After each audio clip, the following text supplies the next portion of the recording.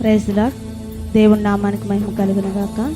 పరిశుద్ధ గ్రంథం నుంచి 34వ కీర్తన 4వ వచనము చదువుకుందామండి.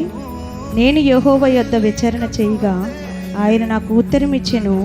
నాకు కలిగిన భయములన్నిటిలో నుండి ఆయన నన్ను తప్పించెను. దేవుడి యొక్క వాక్యమును దీవించును గాక. అనారోగ్యం అనే భయముతో మనం బాధపడుచు ఉన్నాం.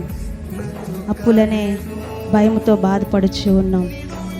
ఎదురవుతున్నటువంటి అపాయాలు ఎలా తప్పించుకోవాలని భయపడుతూ ఉన్నాం. దేవుని వాక్యం సెలవిస్తూ ఉంది, భయపడొద్దు అంటుంది.